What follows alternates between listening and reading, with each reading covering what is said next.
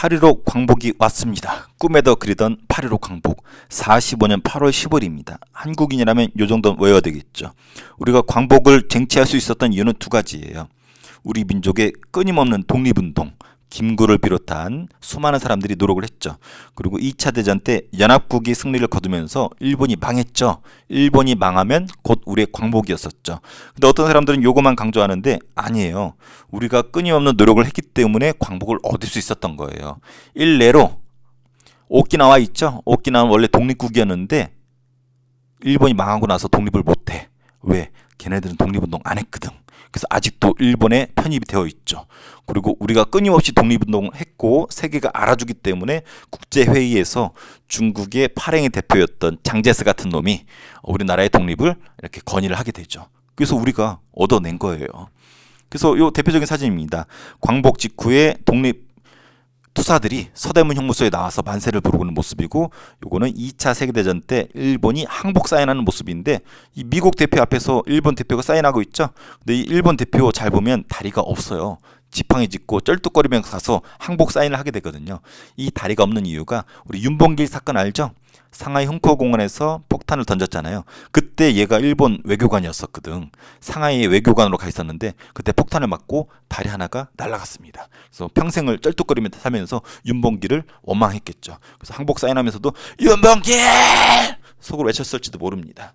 이것이 영상으로 다 남아 있습니다. 그래서 윤봉길의 어떤 영향이 어마무시한 거야. 근데 광복은 찾아왔는데 혼란스러워.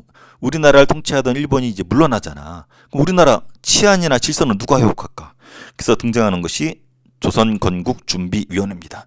줄여서 건준위라고 부릅니다. 이걸 만든 사람이 요 사람들이에요. 얘네들은 중도파예요. 이때 우리나라는 파랑이랑 빨강이들, 좌익과 우익이 섞여 살던 한반도였었거든. 오래 살았어. 사이도 괜찮았어. 야, 너 빨강이냐? 야, 멋있는데. 너 파랑이야? 야, 귀여운데. 하면서 어울려 살았거든. 근데 색깔의 진한 정도가 약간 달랐어. 국우, 국자 이렇게 완전히 빨갛던지 완전히 파란 사람들도 있었지만 요 두 사람은 중도. 약간 옅은 파랑이 빨강이에요. 특히 여운형은 빨간색이고 안재홍은 파란색인데 얘네들이 좌우 합작으로 손잡고 만든 조직이에요. 그러니까 무슨 색이겠어요? 보라색이겠죠. 보라돌이. 그래서 얘네들의 과제는 못 가. 일본이 이제 도망가잖아. 그러면 아직 우리나라 안 생겼잖아요. 그러니까 질서를 누군가 지켜야 될 거 아니야. 그래서 얘네들이 했던 것이 요거예요. 질서 유지. 그래서 요 부분이 키워드예요. 질서를 유지하려고 했었고 경찰이 없잖아. 그럼 치안을 누가 담당해? 범죄 저지르는 거, 질서 같은 거 누가 해? 그래서 치안대라는 조직을 만듭니다. 그리고 각 지역의 치안과 질서를 담당하기 위해서 지부, 체인점을 두고서 지방 곳곳을 나라 역할을 했었던 것이 이것이 그 유명한 건준이라는 거. 자, 근데 우익이 나중에 이탈을 해요. 결론적으로는 이 건준이는 빨간색만 남어, 좌익만 남는 거죠. 근데 좌익이 열심히 인스타 하고 있었거든. 근데 인스타 실시간 검색으로 이런 게 뜨는 거야. 우리나라에 38선을 나눠서 북쪽으로는 소련이 들어오고 남쪽으로는 미군이 들어온다고 소문이 난 거야. 한마디로 소련과 미국, 외국 군대가 우리나라에 들어온다고 소문이 나는 거야. 우리나라는 알아서 이 건준이 통해서 지금은 건국을 준비하고 있잖아. 근데 외국 군대가 들어온대. 그래서 이 빨강이 애들이, 좌익 애들이 불안한 거야. 그래서 미국이 들어오기 전에 나라를 선포합니다. 야, 우리 이미 나라 선포했어. 미국 꺼져. 이렇게 하려고. 그래서 나라 이름이 조선인민공화국. 그리고 전국에 인민위원회라는 조직을 뒀습니다. 어때요? 느껴지죠? 뭐가 느껴져? 무슨 색이 강하게 느껴집니까? 빨간색. 빨강이들이 좋아하는 단어 조선, 뭐 인민. 그래서 이것은 좌익 중심이 돼서 빨강이들이 중심이 돼서 만든 나라 조선인민공화국, 그다음 인민위원회. 요 단어는 기억해 주세요. 현실적으로 미국이 들어오기 전에 나라가 있었어. 잠깐이지만. 그 이름이 뭐라고요? 조선인민공화국이었어요. 줄여서 인공이라고도 부릅니다. 요 사료가 좀 중요해요. 조선건국준비위원회 강령 왜 만들었는지를 선포한 건데 여기서 제일 중요한 건 요겁니다. 일시적 과도기에 있어서, 과도기란 말은 중간 단계, 나라가 만들어지기 전에 중간 단계에 있어서 질서를 회복해야 된다. 이 질서라는 단어. 그래서 이 건준이의 가장 큰 역할은 뭐다? 질서 회복이었었다라는 거 정도 알아주면 될 것 같아요. 그래서 건준이 아주 중요합니다. 그래서 방금 봤지만 한반도에는 빨강이랑 파랭이랑 서로 돌아다니던 그러한 시대였어요. 근데 여러 세력들이 있었어. 요걸 이해해야지 뒷부분 이해가 쉽습니다. 이렇게 가운데에 선을 그으면은 여기가 이제 중도예요. 그래서 요 오른쪽으로 갈수록 파랭이 애들 우파죠. 우익. 그리고 왼쪽으로 갈수록 뭘까요? 그죠? 좌파, 좌익이죠. 그래서 왼쪽부터 볼까요? 극자. 제일 끝에 있는 초울트라 빨강이들. 박헌영이라는 사람이 있고 김일성이 있어요. 박헌영은 우리 앞서 배웠죠. 일제강점기 때 사회주의가 유행한다 그랬었잖아. 빨간색이. 그래서 조선공산당이라는 거.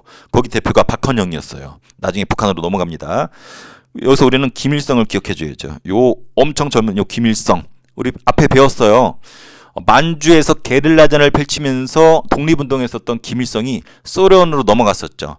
근데 해방과 동시에 광복과 동시에 이 소련군과 함께 김일성이 우리나라에 들어옵니다. 그래서 소련의 지원을 받게 되지요.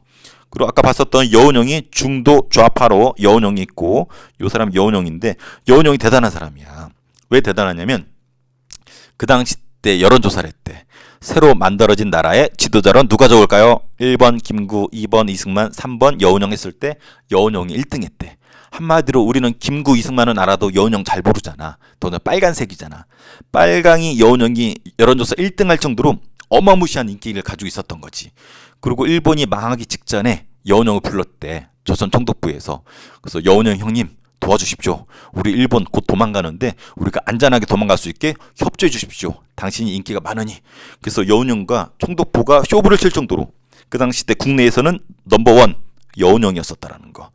그리고 우익, 안재홍. 아까 요 둘이 손잡은 게 뭐였었죠? 요 중도 둘이 손잡은 것이 아까 봤었던 건준이었습니다. 왜?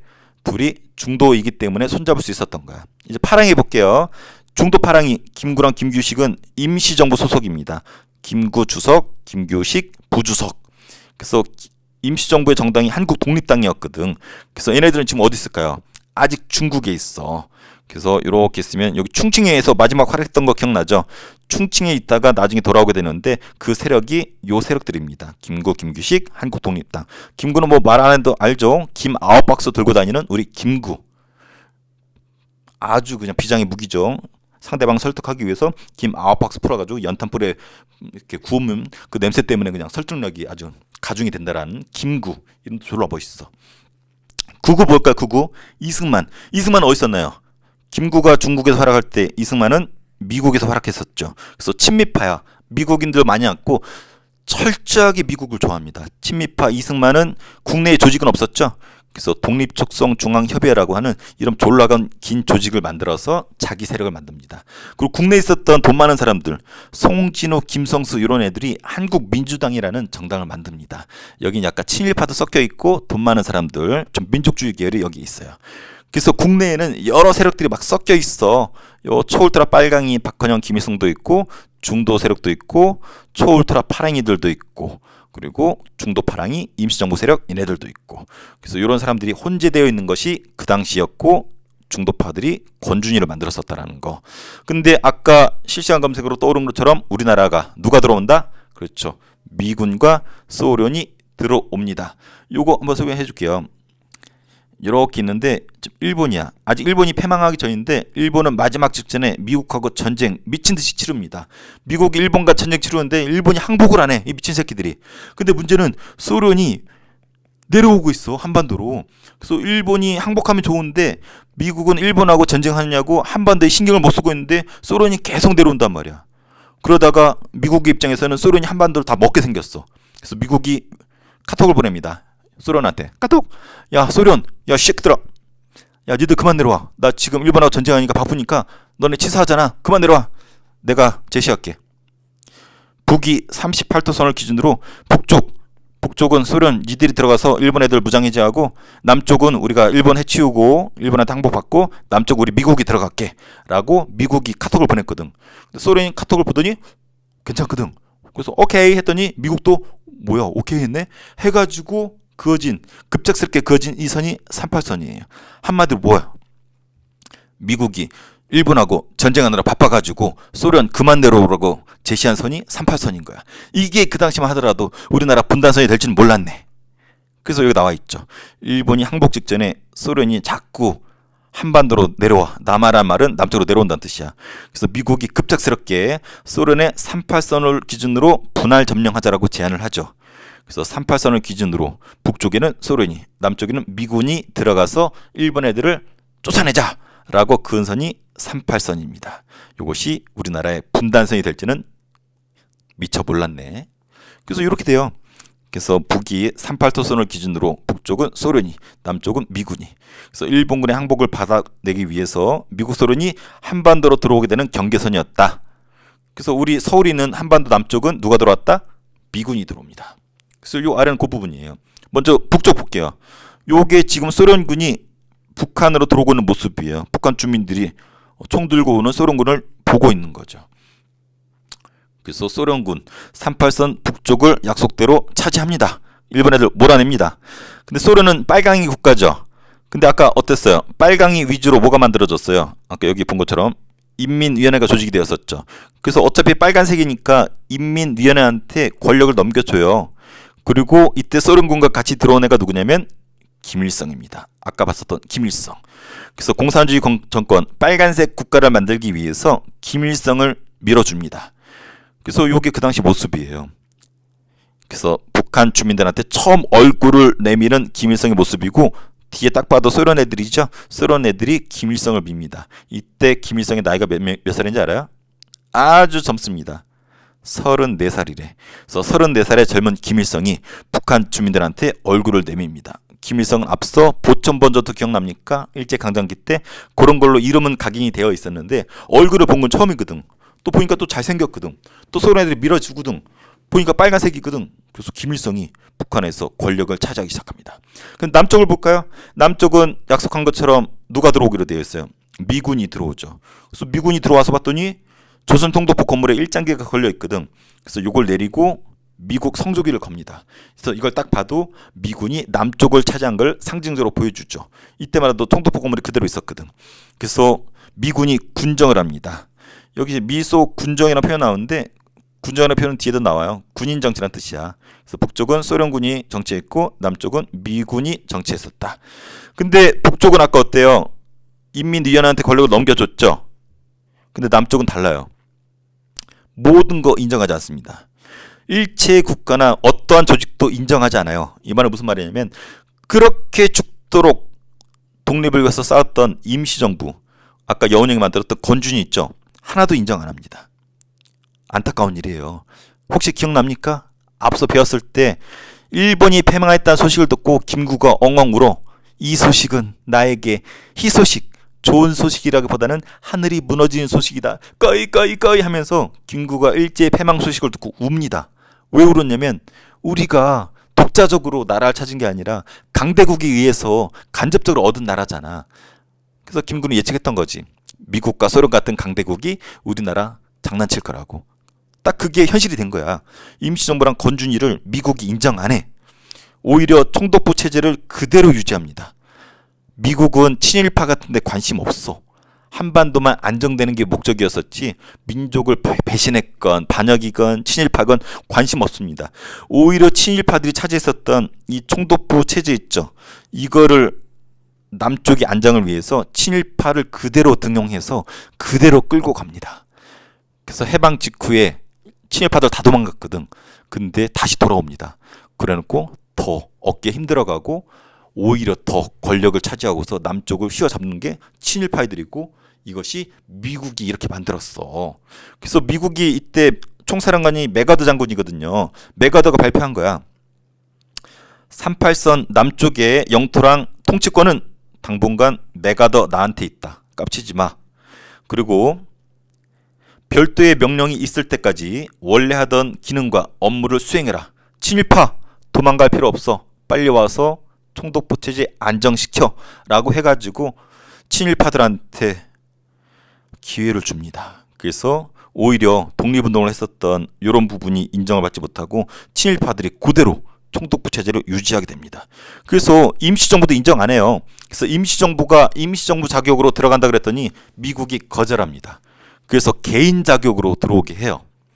그래서 김구가 상하이에서 출발 직전에 찍은 사진인데 김구가 임시정부 이름으로 들어오는 게 아니야. 개인 자격으로 들어와요.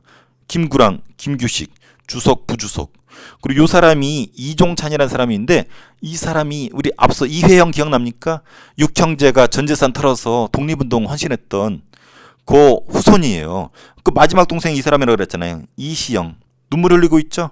나라는 되찾았는데 수많은 재산 다 날렸고 형들 다 죽었잖아. 막내였었던 얘만 살아남아서 우리나라 들어오는 모습이고 눈물을 흐르는 모습이 되게 짠하죠. 그리고 이 사람하고 친척이기도 하고 이회영 그 육형제의 후손인데 살아있어요. 이종찬 검색해보세요. 지금 광복회라고 하는 단체의 회장이 이 사람이에요. 그래서 개인 자격으로 들어오는 임시정부고 미군은 인정하지 않아요. 임시정부를. 근데 이 소식을 뒤늦게 알고서 임시정부 사람들이 굴욕적으로 개인 자격으로 들어왔던 거 알고서 우리 국민들은 임시정부 요인들을 반겨. 그래서 환영식을 엽니다. 대다수 국민들이 미군은 인정 안 했지만 평생을 독립운동했었던 우리 임시정부 사람들을 위해서 환영식을 크게 열어줬던 모습이에요. 오히려 미군은 아까 친미파 있었죠. 미국을 아주 좋아했었던 이승만을 밀어줍니다. 왜? 미국하고 아주 인연이 깊잖아. 그래서 김구는 인정 안 하고 이승만을 밀어줍니다. 북한에서 김일성을 밀어줬다라면은 남쪽에서는 이승만을 밀어줍니다. 결론적으로는 얘가 북한 세우고 얘가 대한민국을 세우게 되죠. 그래서 이런 부분이 있습니다. 자, 그리고 한반도 문제를 모스크바에서 삼국 외상회의라는 걸 엽니다. 외상이란 말은 지금으로 치면 외교부 장관들인데 외교부 장관들이 모여서 한반도 문제를 논의했던 것이 모스크바예요. 소련에서 회의를 갖습니다. 왜? 한국 문제를 해결하려고. 그래서 여기서 결정사항이 3가지가 있는데 아주 중요합니다. 그래서 먼저 완전한 독립에 앞서서 임시정부 만들어주자. 그리고 임시정부를 만들기 위해서 미국과 소련이 위원회를 만들자. 그리고 완전한 독립국가 만들기 전에 최대 5년간 4개의 나라가 신탁 통치해주자. 믿을 신자예요. 믿고 맡겨서 통치해주자. 한마디로 조선이라는 나라 독립은 했지만 쟤네 36년간 일제히 지배를 받아서 쟤네 가만히 보니까 나라를 굴릴 능력이 안 될 것 같아. 그래서 잠정적으로 임시정부 만들어주고 나중에 나라를 만들어주자. 그리고 임시정부 만들기 위해서 미국과 소련이 협의하자. 그리고 완전한 나라 만들기 전에 4년간 우리가 대신 통치해주자. 미국, 영국, 중국, 소련이 이 4개의 나라가 최대 5년 동안 이 불쌍한 이 조선이라는 나라 대신 통치해주자. 요게 결정이 됐어. 우리나라 의도랑 상관없이 지들이. 근데 이게 신문에 딱 나왔네. 난리가 납니다. 특히 요 3번째. 신탁 통치. 대신 통치해준다는 거야. 야, 조선 니들 30년간 일제 지배받아서 나라 운영할 능력 안 되지? 최대 5년간 대신 통치해줄게. 요게 꽂혀가지고 우리나라 사람들을 막 싸웁니다. 특히 좌익과 우익이 심하게 싸워요. 왜? 우익, 파랑이들은 신탁 통치를 반대했어. 뭔 개소리야. 일제 36년간 식민지배도 괴로워 죽었는데 뭐 또 4개 나라가 뭐 최대 5년간 대신 통치해준다고? 꺼지세요. 이렇게 외칩니다. 근데 좌익, 빨강이들도 처음에는 반대했었어. 근데 얘네는 이성을 차리고 가만히 봅니다. 가만히 봤더니 결론은 요거거든. 우리나라 독립시켜주겠다는 거거든. 최대 5년만 신탁 통치를 하더라도 최대 5년만 지나면 결론적으로는 나라를 독립시켜주겠다는 거네 해가지고 빨강이들은 처음에 반대했다가 나중엔 결정에 대해서 지지하는 걸로 바꿉니다. 그래서 결론적으로 우익은 반대, 좌익은 결정 지지. 왜? 신탁 통치에 꽂힌 게 아니라 그거 지나면은 독립시켜준다는 것에 꽂히면서 결정을 지지하는 걸로 바꾸게 됩니다. 서로 의견이 엇갈려요. 그래서 맨날 싸웁니다. 그래서 이 결정문이 시험에 잘 나와요. 자, 본 것처럼 정부 세워주자. 그리고 미국과 소련이 위원회 만들어서 지원해주자. 그리고 5년 기한으로 해서 4개 나라가 신탁 통치해주자. 특히 요것 때문에 좌익과 우익이 어떻게 되었다? 치열하게 싸운다. 그래서 우익은 신탁 통치 절대 반대. 그리고 좌익은 결정 지지. 그래서 이렇게 입장이 나눠지면서 서로 으르렁. 아까 처음에 본 거 어땠어요? 해방 직후에 한반도에는 좌익과 우익이 빨간색, 파란색이 어울려서 살았다 그랬잖아. 근데 이때부터는 서로 극혐합니다. 극혐. 빨갱이 새끼들, 파랑이 새끼들 해가지고 서로 으르렁 대면서 3.1운동 기념식마저도 따로따로 개최를 해요. 요 후유증이 아직까지도 우리 좌파 우파에서 이때 좌파 우파랑은 좀 변질되었지만 사이가 별로 안 좋죠. 요 때는 아주 극렬히 사이가 안 좋습니다. 그래서 요 부분이 해방 직후의 모습이에요. 자, 요거 지우고 정리하고 문제 풀어볼게요.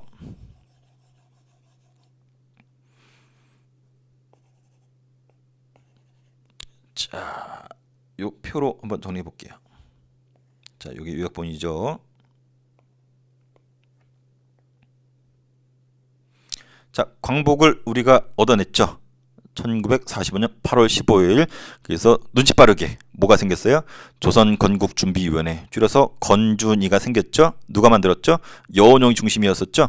근데 좌익과 우익이 손잡아서 그랬죠. 중도 좌파였던 여운용과 중도 우파였던 안재홍이 손을 잡고 만들었지만 끝내 우파는 뛰쳐나가면서 빨간색 조직이었었죠. 그래서 지방에 체인점을 줬고 치안 유지를 위해서 노력했었죠. 질서 회복을 위해서.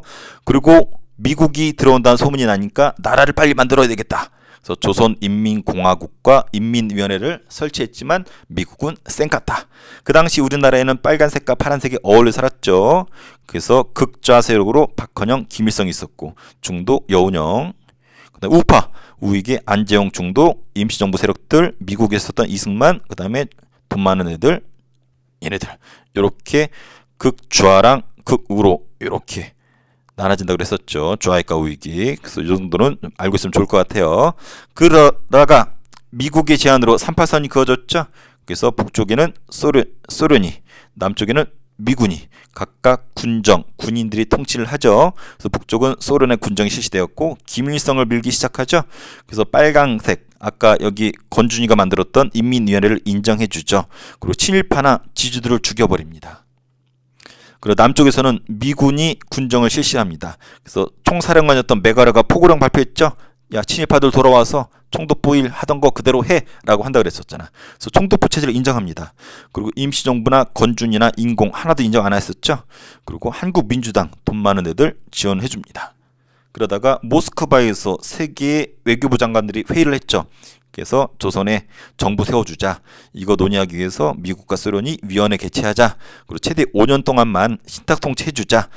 우익은 반탁한다 그랬었죠. 반탁이라는 것이 반대한다, 신탁 통치를.